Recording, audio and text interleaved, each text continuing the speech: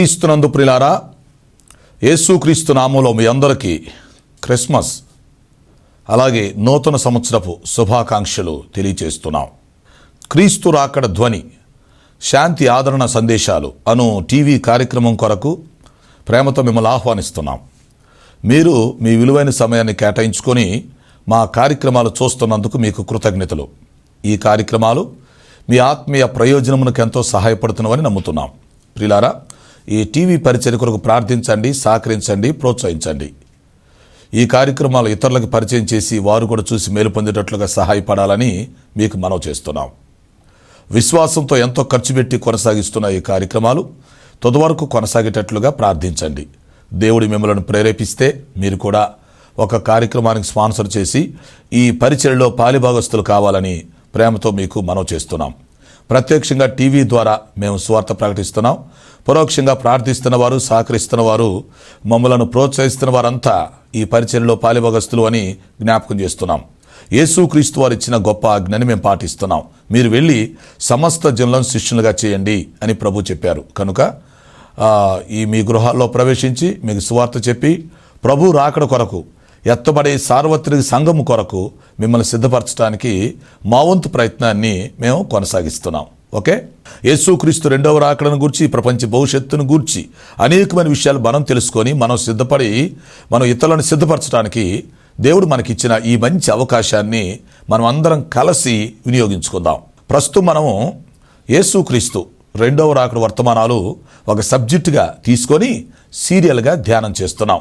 అయితే మధ్యలో చిన్న విరామం. గత కార్యక్రమంలో క్రిస్మస్ సందేశం అందించడం జరిగింది. ఇప్పుడు నూతన సంవత్సరపు సందేశం అందిస్తాం. వచ్చే కార్యక్రమం నుండి రాకడ వర్తమానాలు యథావిధిగా కొనసాగుతాయి. ప్రేక్షకులు ఈ విషయాన్ని గమనించాలని మనం చేస్తున్నాం. ఓకే, దేవుని కృపను బట్టి ఈ రెండవ రాకడ వర్తమానాలు 2 సంవత్సరాలు విజయవంతంగా ముగించుకోవడం జరిగింది. మరొక సంవత్సరం కూడా ఈ రెండవ రాకడ వర్తమానాలు కొనసాగించి రెండవ రాకడ వర్తమానాలు సంపూర్ణంగా మీకు అందించడానికి మేము ప్రయత్నం చేస్తున్నాం. కాబట్టి ప్రతి కార్యక్రమంలో మీరు పాల్గొని మంచి నోట్స్ సిద్ధం చేసుకొని ఆత్మీయంగా మీరు బలపరచబడాలని మేము మనవి చేస్తున్నాం. ఓకే, ఈరోజు నూతన సంవత్సరపు సందేశాన్ని తీసుకోబోతున్నాం. ది రిన్యువల్ ఆఫ్ మైండ్, మానవుడు మార్చుకోవలసిన 10 విషయాలు ఈ వర్తమానంలో మనం తెలుసుకుంటాం. ఓకే, వాక్యం కొరకు మన మనసులను సిద్ధం చేద్దాం. ప్రార్థన. తండ్రి, నీ పాదములకు స్తుతి స్తోత్రాలు చెల్లిస్తూ ఉన్నాము. ఈరోజు మేము 103వ వర్తమానం తీసుకోబోతున్నాము. సహాయం చేయండి. నూతన సంవత్సరపు సందేశాన్ని తీసుకోబోతున్నాము. మానవుడు తన జీవితంలో మార్చుకోవలసిన 10 విషయాలను గురించి క్లుప్తంగా నేర్చుకోబోతుండగా మీరు బోధకులై మాకు బోధ చేయమని మనం చేస్తున్నాం. మీ దాసునే నన్ను బలపరిచి వాడుకోండి. ఈ కార్యక్రమం సహకరిస్తున్న కుటుంబమును దీవించమని మనం చేస్తున్నాం. రక్షణ లేని వారికి రక్షణ దయచేయండి. రక్షణ పొందిన వారిని సంఘంలో స్థిరపరిచి బలపరిచి మీ రాకడ కొరకు సిద్ధపరచమని మనం చేస్తున్నాం. అలాగే క్రిస్మస్ మరియు నూతన సంవత్సరపు దీవెనలు, ఆనందం ప్రతి ఒక్కరికి దయచేయమని మనం చేస్తున్నాం. మాకు అవసరమైన సందేశం దయచేసి మీరే మహిమ పొందమని యేసు పరిశుద్ధ నామములో అడుగుచున్నాను తండ్రి, ఆమేన్. ఓకే ప్రియులారా, కూడి వచ్చిన మీ అందరికీ ముందుగా నూతన సంవత్సరపు శుభాకాంక్షలు తెలియచేస్తూ మిమ్మలను వర్తమానం కొరకు ఆహ్వానిస్తున్నాం. ప్రస్తుతం మనము రెండవ రాకడ వర్తమానాలు ఒక సబ్జెక్టుగా తీసుకొని సీరియల్గా ధ్యానం చేస్తున్నాం. అవునా? ప్రపంచ భవిష్యత్తులో జరుగుతున్నటువంటి 7 తీర్పులను గురించి ఆల్రెడీ ఆ సబ్జెక్టు మనం ఆలోచిస్తూ ఉన్నాం. ప్రస్తుతానికి నూతన సంవత్సరపు సందేశాన్ని తీసుకుందాం. మీరు వింటున్న చూస్తున్న ఈ వర్తమానాలు క్రీస్తు రాకడ ధ్వని యూట్యూబ్లో మీకు అందుబాటులో ఉంటున్నాయి. ఆ అవకాశం ఉపయోగించుకోండి. క్రీస్తు రాకడ ధ్వని యూట్యూబ్ ఛానల్ సబ్స్క్రైబ్ చేయండి. మీకు తెలిసినందరికి కూడా షేర్ చేయాలని మీకు మనవి చేస్తున్నాం. ఫేస్బుక్లో కూడా పెడుతున్నాం. మరి అవకాశం ఉపయోగించుకోండి. సో ఇప్పుడు మనం నూతన సంవత్సరం యొక్క ప్రాముఖ్యత. ప్రియులారా, గమనించండి, దేవుడు మన జీవితాల్లో నూతన సంవత్సరం ఎందుకు ఇస్తాడు ఆలోచించారా? సంవత్సరం వెంబడి సంవత్సరము గడిచిపోతూ ఉన్నాయి. దేవుడు మనలను సజీవు లెక్కలో ఉంచాడు. అవునా? ఎంతోమంది గతించి కాలగర్భంలో కలిసిపోతూ ఉన్నారు. ఎంతోమందికి బ్రతకాలని ఆశ ఉన్నప్పటికీ బ్రతకలేకపోతున్నారు. కానీ ప్రభు మనల్ని బ్రతికిస్తున్నాడు. ఆయుష్ ఇచ్చి, ఆరోగ్యం ఇచ్చి, బలాన్ని, శక్తినిచ్చి సజీవు లెక్కలో ఉంచాడు. అయితే ఒక విషయాన్ని ఆలోచించాలి. దేవుడు నూతన సంవత్సరాన్ని మనకి దయాకిరీటముగా ధరింపజేస్తున్నాడు.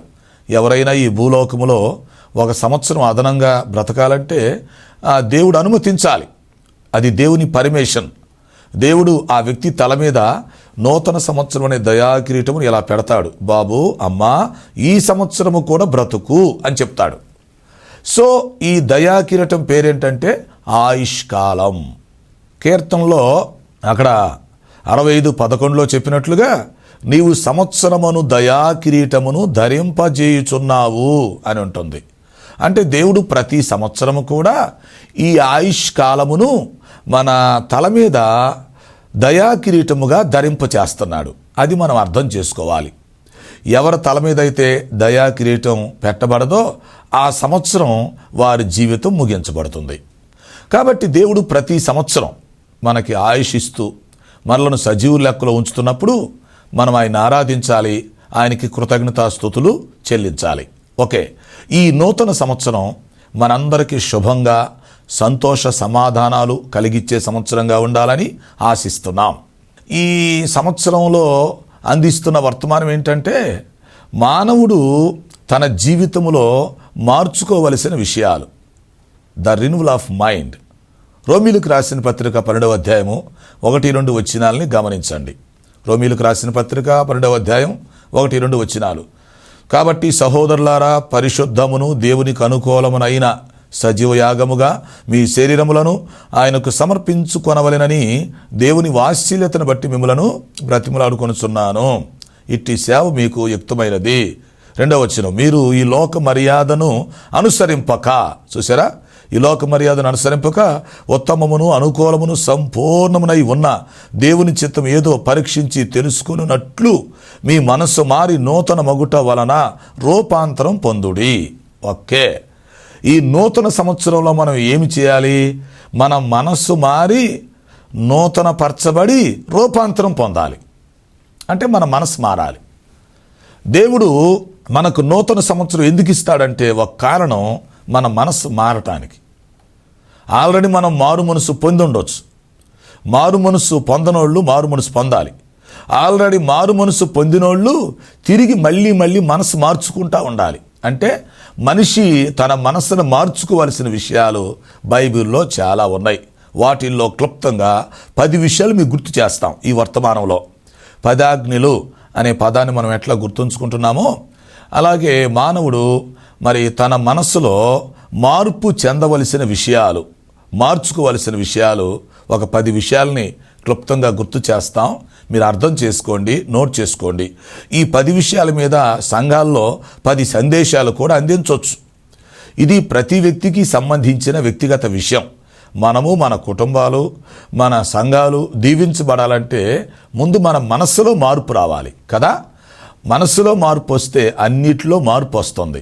మనస్సులో మార్పు వస్తే పరలోకమే భూలోకములో ప్రతిబింబిస్తుంది. అది మీరు అర్థం చేసుకోండి. అందుకే వాక్యంలో ఏమంటున్నాడు? మీ మనస్సు మారి నూతన మగుట వలన రూపాంతరము పొందుడి. ఇదే నూతన సంవత్సరం యొక్క స్పెషల్. ప్రతి వ్యక్తి కూడా తన మనస్సును మార్చుకోవటం నేర్చుకోవాలి. నేను మారు మనసు పొందానండి అని కొంతమంది చెప్పొచ్చు, మారు మనసు పొందలేదు అని కొంతమంది చెప్పొచ్చు. ఓకే, మారు మనసు పొందకపోతే అర్జెంటుగా మారు మనసు పొంది మరి రక్షణ పొందుకొని బాప్తీసం తీసుకోండి, దేవుని సంఘంలో సభ్యులుగా చేర్చబడండి. ఆల్రెడీ మారు మనసు పొంది ఉంటే, మీరు విశ్వాసులై ఉంటే ఇప్పుడు ఏం చేయాలి? మన మనసులో ఇంకా ఏ విషయాల్లో ఎంతవరకు మార్పు తీసుకొచ్చుకోవాలో అంతవరకు మార్పు తెచ్చుకోవటానికి ప్రయత్నం చేయాలి. ఓకే, ఇంతకు ఆ విషయాలు ఏంటి? మానవుడు తన మనసులో మార్పు చెందవలసిన విషయాలు ఏంటి అని ఆలోచిస్తే వీటిని సింపుల్గా క్లుప్తంగా ఆలోచించేద్దాం. 1, మొట్టమొదటిది ఏంటంటే ప్రియులారా, మన మనస్సులో మన తలంపులు, ఆలోచనలు, ఊహలు ఇవన్నీ మారాలి. ఇప్పుడు మన మనసు ఉంది కదా, ఈ మనస్సులో కనిపించకుండా ఉన్నాయి తలంపులు ఉంటున్నాయి, ఆలోచనలు ఉంటున్నాయి, ఊహలు ఉంటున్నాయి. అవి మనం ఎలా ఆలోచిస్తున్నాం? మనం ఏవైతే తలంచకూడదో అలాంటి తలంపులు తలంచకుండా ఉండగలుగుతున్నామా? ఏదైతే ఆలోచించకూడదో అలాంటి వాటిని ఆలోచించకుండా ఉంటున్నామా?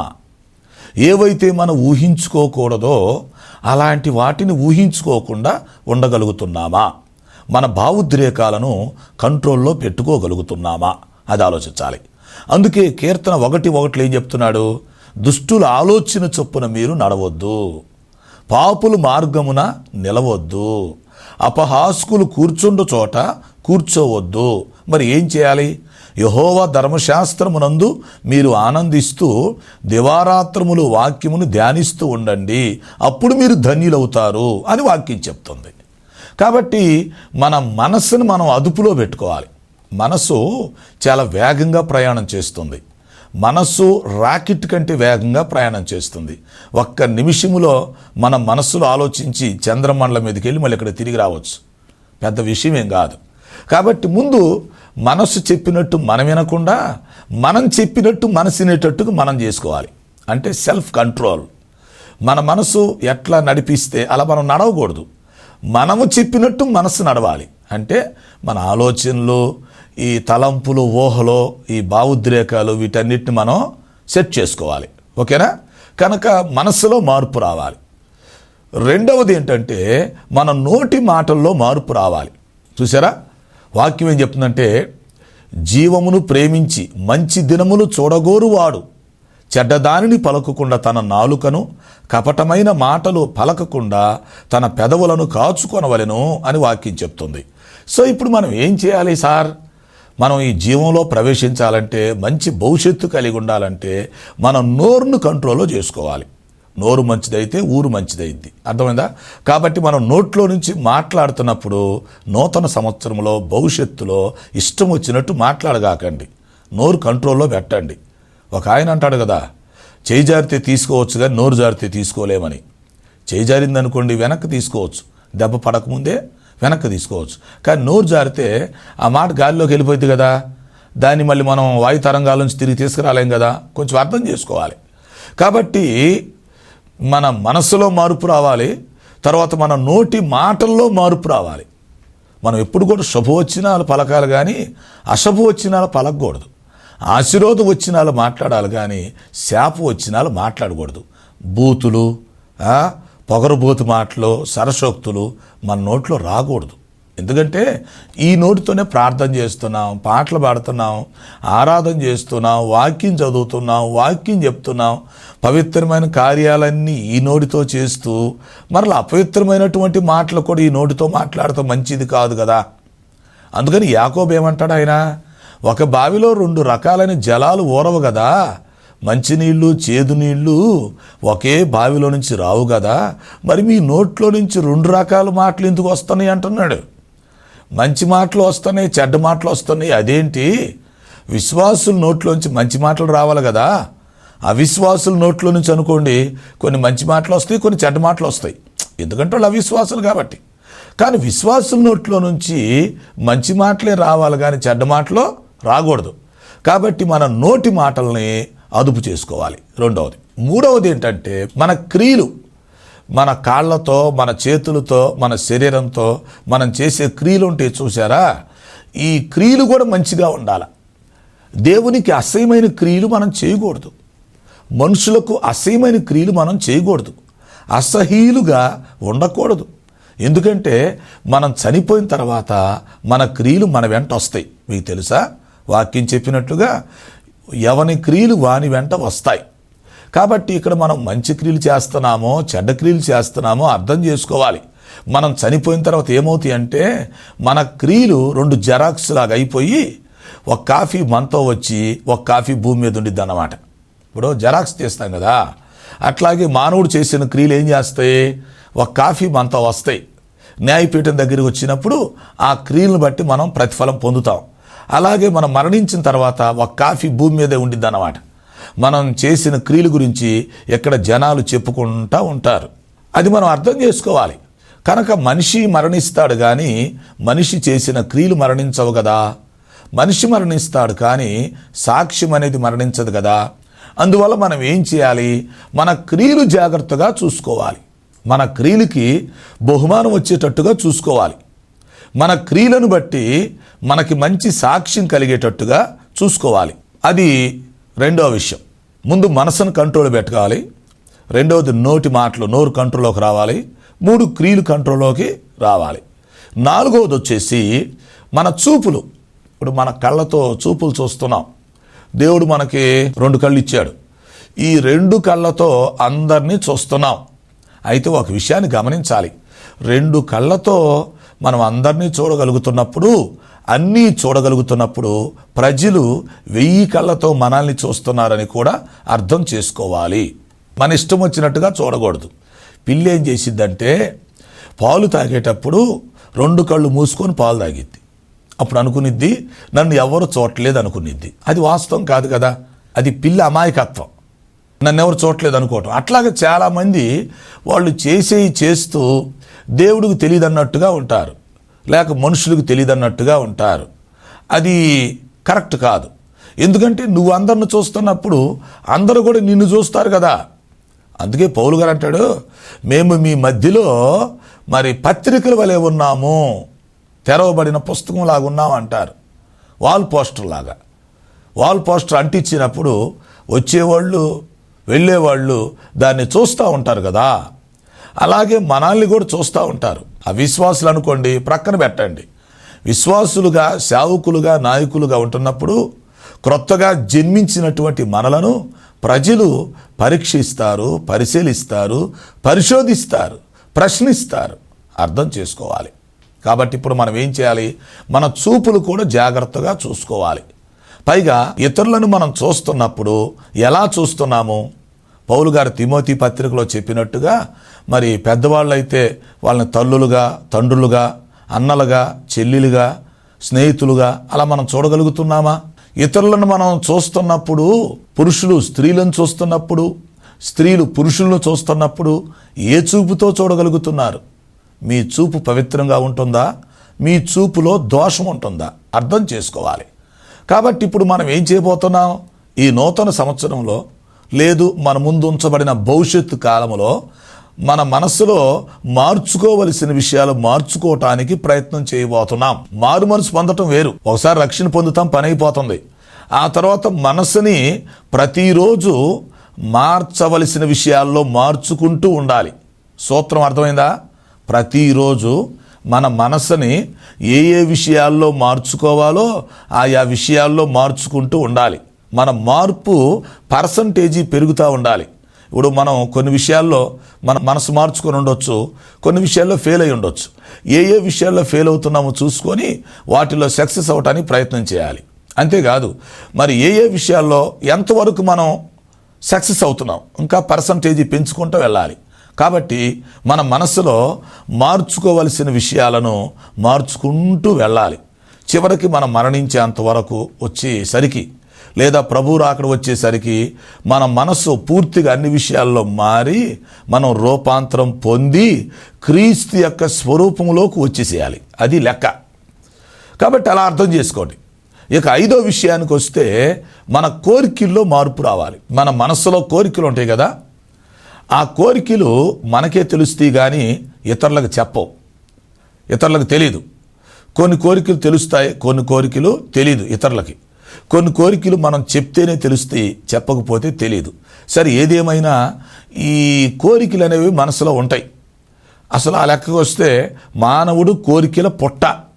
చీమల పుట్టలో నుంచి చీమలు బయటకు వచ్చినట్టుగానే మన మనసులో నుంచి ఎన్నో కోరికలు పుడతా ఉంటాయి. అంతేనా? ఒక కోరిక మనం తీర్చుకునే లోపు మరో కోరిక పుడతా ఉండిద్ది. ఇక్కడ ఒక విషయం ఆలోచించుకోవాలి. దేవుని పిల్లలుగా నూతన మనసు కలిగిన మనము ఎలాంటి కోరికలు కలిగి ఉంటున్నామో, ఎలాంటి కోరికలు తీర్చుకోవాలనుకుంటున్నావు? నీ కోరికలు మంచివా చెడ్డవా? నీ కోరికలు దేవునికి మహిమ తీసుకొస్తాయా, అవమానం తీసుకొస్తాయా? నీ కోరికలు మరి నీ శక్తికి మించి ఉన్నాయా? మన కోరికలు, మన ఆశలు మనల్ని నష్టపరిచేటట్టుకున్నాయా? ఇదంతా మనం ఆలోచించుకోవాలి. ఎందుకంటే ప్రతి మనిషికి కోరికలు ఉంటాయి. కోరికలు, ఆశలు లేకుండా ఎలా ఉంటాయి? ఆశలు ఉండటం మంచిదే, ఒక భక్తుడు అంటాడు, ఆశ లేని వారిని దేవుడు కూడా ఆశీర్వదించడు అంటాడు. కాబట్టి ఈ కోరికలు ఆశలు ఉండటం మంచిదే, కానీ అవి ఎలాంటివి అనేది అర్థం చేసుకోవాలి. ఇప్పుడు మంచి కోరికలు ఉన్నాయి, చెడు కోరికలు ఉన్నాయి. ఓకే, ఇప్పుడు నీ హృదయంలో ఎలాంటి కోరికలు పుడుతున్నాయి? ఎలాంటి కోరికలు నువ్వు తీర్చుకోవాలనుకుంటున్నావు? ఎలాంటి కోరికలను చంపేస్తున్నావు? ఎలాంటి కోరికల్ని అణిచివేస్తున్నావు? ఎలాంటి కోరికలతో రాజీ పడుతున్నావు? అది నువ్వు అర్థం చేసుకోవాలి. ఏదో కొత్త సంవత్సరం వచ్చింది పోయిందంటే ఎట్ట కుదిరిద్ది? కొత్త సంవత్సరం వచ్చింది, కొన్ని రోజులు గడిచినాక ఏమైద్ది? పాతదైద్ది.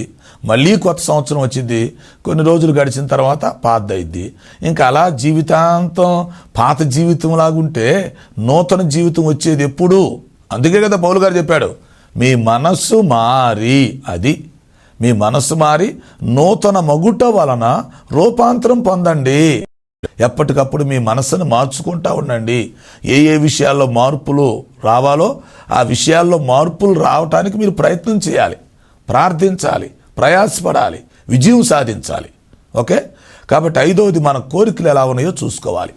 తర్వాత 6వది మన అలవాట్లు ఎలా ఉన్నాయి.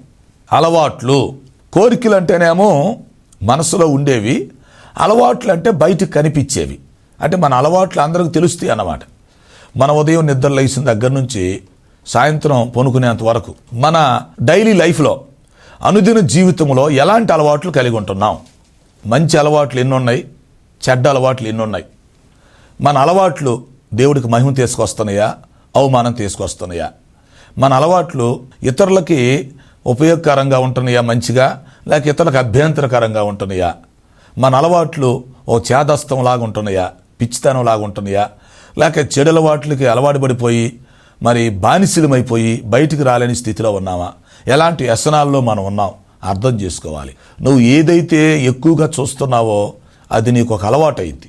అలవాటు తర్వాత ఏమైందంటే వ్యసనం అయిపోయింది. వ్యసనం దుర్వ్యసనంగా మారిపోయింది. అందుకే మీరు గమనించుకోవాలి. ఒక అతను ఎక్కువ టీవీ చూస్తూ ఉన్నాడు అనుకోండి, అదొక వ్యసనం. ఒక వ్యక్తి ఎక్కువ సెల్ ఫోన్ చూస్తూ ఉన్నాడు అనుకోండి, అదొక వ్యసనం. ఒక వ్యక్తి ఎప్పుడు సీరియల్స్కి అలవాటుపడ్డాడు అనుకోండి, మరొక వ్యక్తి ఎప్పుడు ఆటలకు అలవాటుపడ్డాడు అనుకోండి, మరొక వ్యక్తి ఎప్పుడు రాజకీయాలకు అలవాటుపడ్డాడు అనుకోండి, మరొక వ్యక్తి ఎక్కువ పాపానికి అలవాటుపడ్డాడు అనుకోండి.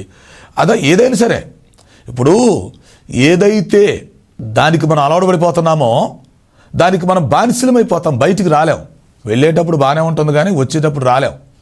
మొదట్లో సరదాగా అనిపించవచ్చు, సంతోషం అనిపించవచ్చు, టైం పాస్ అనిపించవచ్చు, కానీ ఆ తర్వాత నీ సమయం వేస్ట్ అవుతుంది, నీ ఆరోగ్యం వేస్ట్ అయిపోతుంది, నీ డబ్బులు వేస్ట్ అయిపోతాయి. చివరకు నువ్వు లైఫ్లో సెటిల్ అవ్వకుండా ఉండిపోతావు.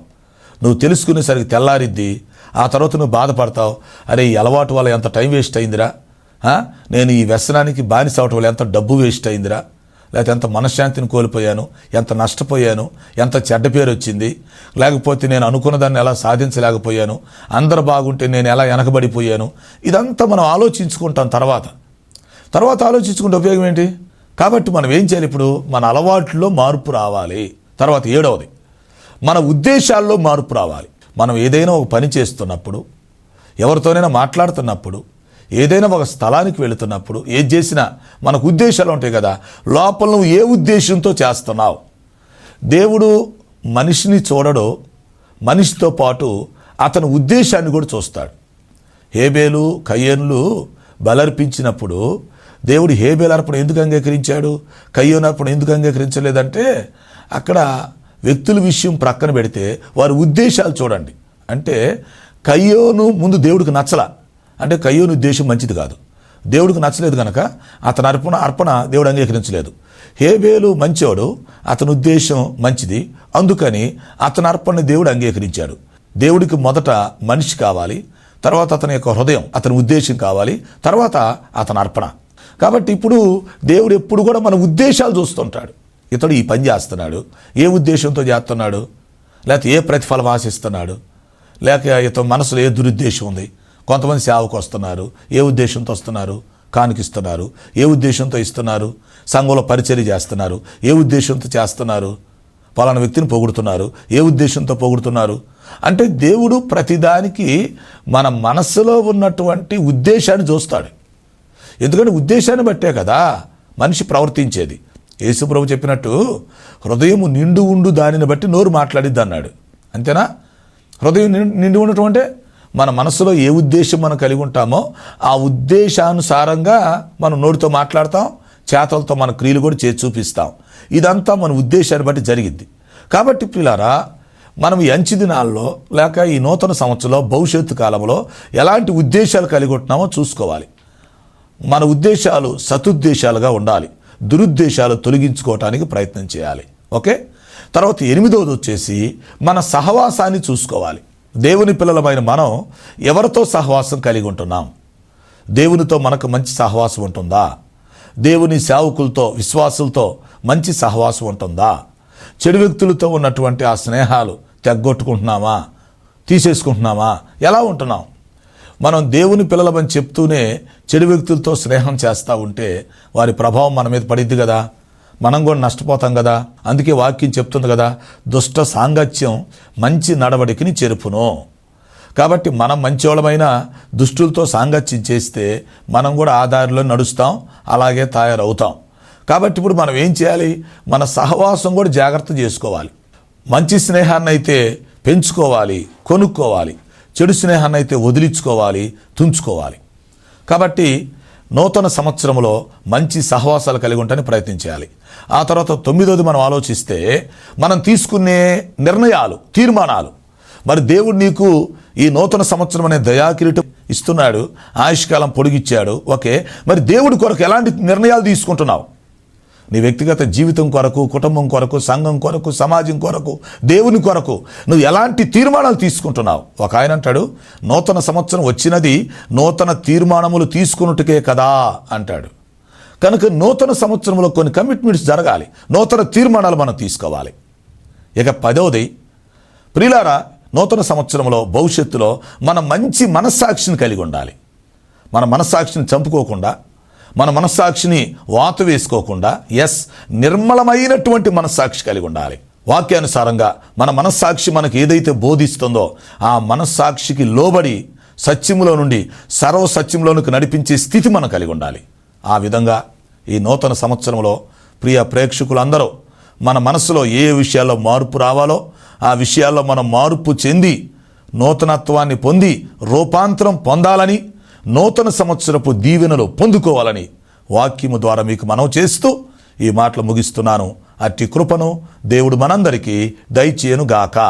ఆమెను. ప్రార్థన చేద్దాం. తండ్రి, నీకు స్తోత్రాలు. విన్న వర్తమానం మా హృదయాల్లో ఫలింపచేయండి. నూతన సంవత్సరంలో నూతన మనసు మాకు దయచేయండి. రక్షణ లేని వారికి రక్షణ దయచేసి, రక్షణ పొందిన వారిని సంఘంలో స్థిరపరిచి, బలపరిచి మీరు రాకడ కూడా సిద్ధపరచమని మనం చేస్తున్నాం. ప్రభువా నాయనా, మీ సన్నిధి మాతో ఉంచండి, నడిపించమని, ఈ సంవత్సరాది మొదలుకొని సంవత్సరాంతం వరకు కృప చూపమని యేసు పరిశుద్ధ నామములో అడుగుచున్నాను తండ్రి. ఆమేన్. తండ్రి, కుమార, పరిశుద్ధాత్మ త్రియేక దేవుని దీవెన మనకు తోడే నడిపించును గాక. ఆమేన్, ఆమేన్. ఈ wish you happy new year. ప్రియులారా, ఈ కార్యక్రమాలకు మీరు స్పాన్సర్ చేయాలని ఆశించినట్లయితే మా సెల్ ఫోన్ నెంబర్కి SMS చేయాలని మీకు మనం చేస్తున్నాం. 9440402368 9440402368. God bless you.